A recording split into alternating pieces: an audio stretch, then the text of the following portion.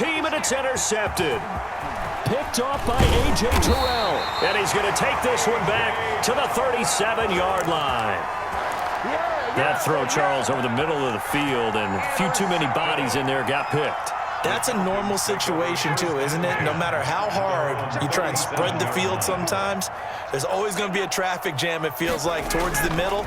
And if there's any type of a missed throw or maybe the ball's tipped or just too many bodies in the area, an interception can result. So much for the best laid plans and best designed plays. That was good coverage along the sidelines. No place for that one to get in there. It sails incomplete.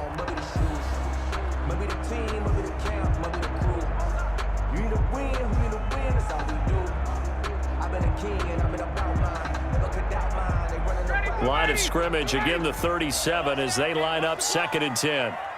Mike, 55. Check, 55. Hey, 59, ready? Here we go. Mike, 55. Throwing again, Ryan. And that one goes incomplete. He's maybe lucky it wasn't a fumble as he got hit as he threw it. They have to like what they've done defensively here at the outset of this drive. They forced a couple of incomplete passes, bring up a 3rd and 10. Don't be surprised to bring a little pressure on this snap. Now they face a 3rd and 10 after back-to-back incompletions. Here we go. Check, 54, down. Check, 55 for Mike. I got you, Pop. Mike 55, Mike 55, Mike 55. Better bring it. You better bring it. Let him go. Operating from the gun, Ryan. And that will be incomplete as well.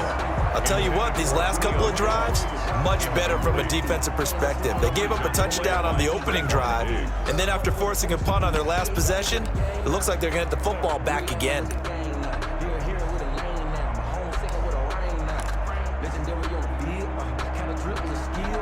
The offense staying out there. They look prepared to go here on 4th and 10. 20.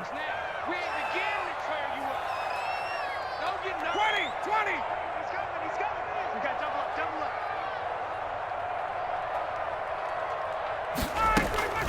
Here we go on 4th down with Ryan.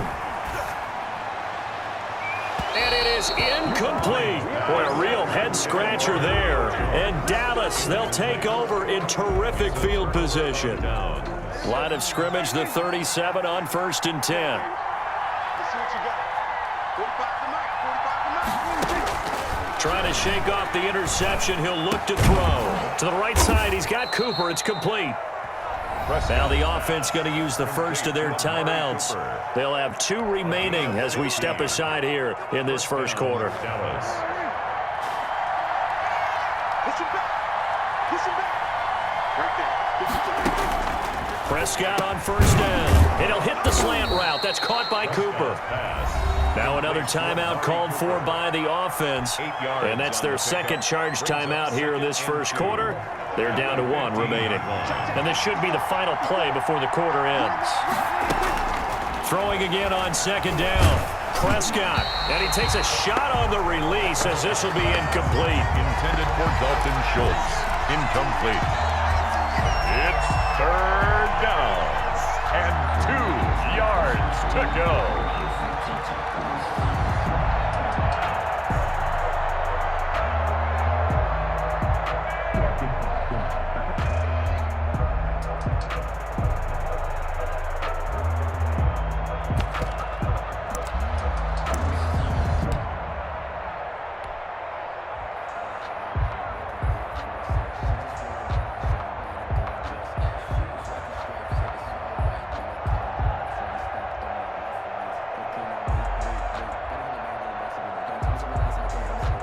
And a strange one here, a little befuddled. They're sending out the field goal unit now.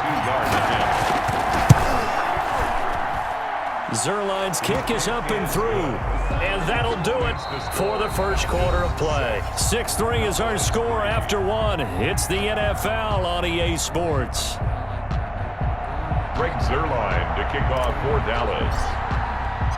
Zerline out now to kick this one away. Fielded near the back of the end zone. And he'll be stopped right around where he would have been had he gone down to a knee, maybe a yard shy of there at the 24. 24-yard line.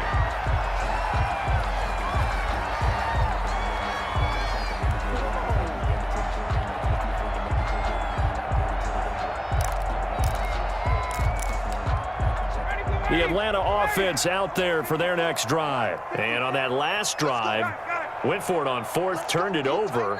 But good job by their defense, though. They held them to 3, but this offense, they've got to be a little bit better, a little bit more careful here.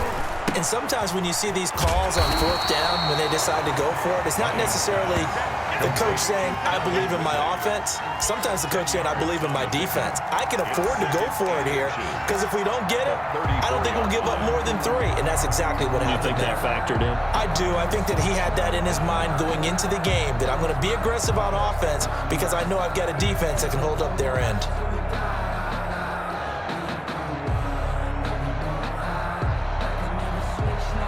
Still a few inches short of a first down as they come up now on second down.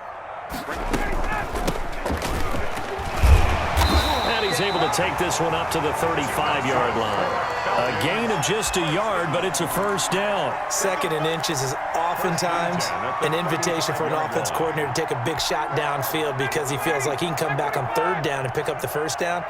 But sometimes you just don't want to break tendency. Stay with what you are, stay with who you know, and go get the first down. That's exactly what they did. And he'll get this up to about the 38-yard line. A short gain of just over 2 yards as the first half clock dips inside of 3 minutes. 2nd and 7 at the 38-yard line.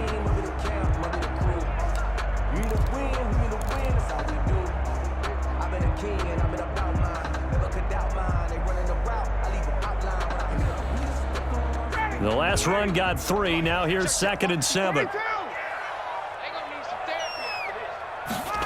They run the option on 2nd down. Caught on the right side by Jones. And he gets this one to midfield before he's brought down. Now those linemen, of course, can't be more than a yard downfield when a pass is thrown, and they might have been able to call that on a couple of guys there.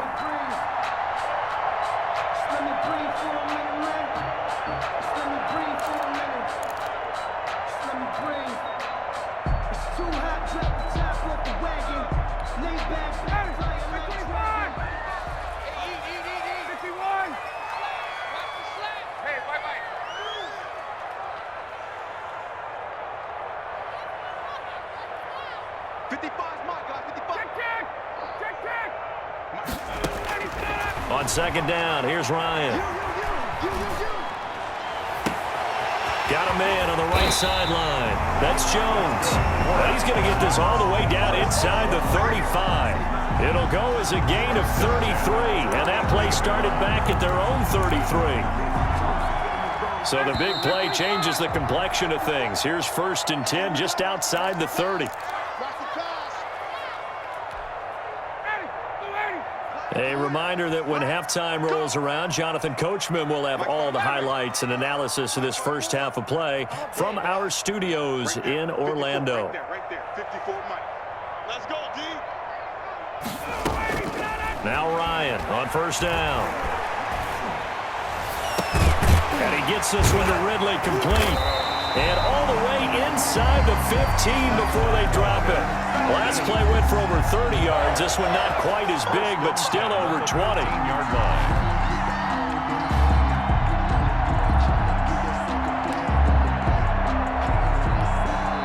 From the 13 now, they work on 1st and 10. Back to the ground game here. Gurley. And he goes backwards here, losing yardage back to the 16. It was Jalen Smith who worked through to make that stop. That loss of 3, a rare stumble on a promising drive. Here's 2nd and 13. Here's Gurley now, toss right. And he'll fight his way down right around the 12. 3 yards on the pickup there, and they've got it back to 3rd and 10. The passing game's been working quite well so far, but the running game's been a little bit of a struggle, and that's a surprise to me. Typically, when you can throw it, you've opened up lanes for your runners.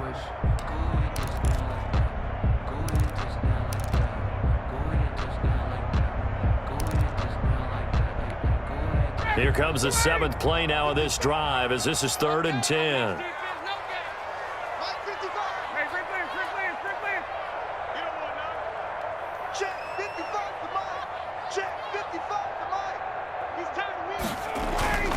Here's Ryan. And he is into the end zone for a Falcon touchdown. Matt Ryan able to connect with his top man, Julio Jones. And the Falcons will extend their lead. And that's certainly an important score right there because they gave themselves a 2-score cushion heading towards halftime. Now you got to force the other team out of their comfort zone, and it changes the way you approach the second half as well. How you want to do things on offense, and your defense feels much better too, having that lead. Now Ryan. And they'll set up the screen to Gurley. And he will get into the end zone to extend the lead by 2 more. So they go with a pass there on the 2-point try and able to convert it, Charles. And a good job by the offense figuring out their 2-point play and using it well. It's interesting how people are using the strategy nowadays, though, isn't it? It really is, and I don't know how much that particular play factored in, but with the PAT moving back in 15-16, that kind of changed things, didn't it? It's really a part of everyone's strategy now. When I talk with coaches and when we sit with them, they always talk about they actually have 2-point periods in practice now, something they never really did before. At their own 25-yard line. About set for this next drive by the Cowboys offense. And you're under a minute to go in the half, a first half that hasn't been particularly kind to you. How do you think they'll play this? Well, I think the smarter. And the Falcons get there. The Falcons get the sack. Down he goes. 3 yards. Impressive individual effort there. No one was going to stop him around the edge. Yeah, no doubt about it. And that's why if you play in a 4-3 base and you're a defensive end, that's why you get the big bucks. They count on you to do everything. Defend the run, and of course, get to the quarterback. Welcome back. Halftime over. We are ready for quarter number 3. Alongside Charles Davis, I'm Brandon Gordon.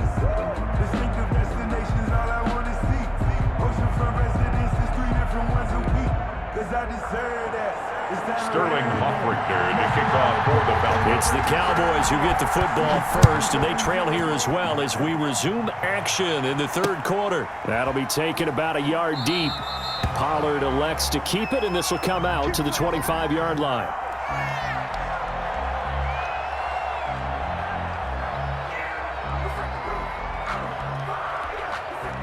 About set for this next drive by the Cowboys offense. They trail now 14-3, an 11-point deficit as they start things out with a 1st and 10.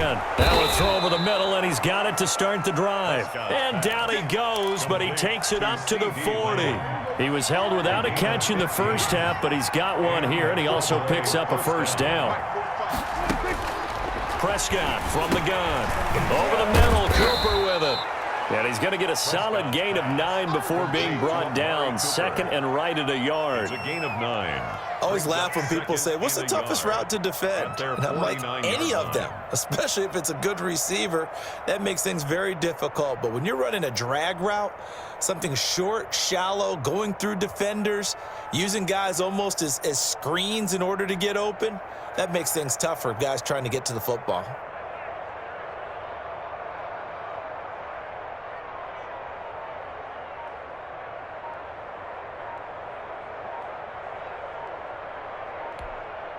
That last catch short of the marker by just a yard leaves him with a very manageable 2nd and 1. He didn't seem in a rush. I guess they just didn't know where the play clock was. I think you're right about that because there was no hurried movements there, right? No up-tempo at all. Clock just ran out. I think he was as surprised as maybe his bench was. After the penalty, it's Elliott. And he'll be brought down at the 48-yard line.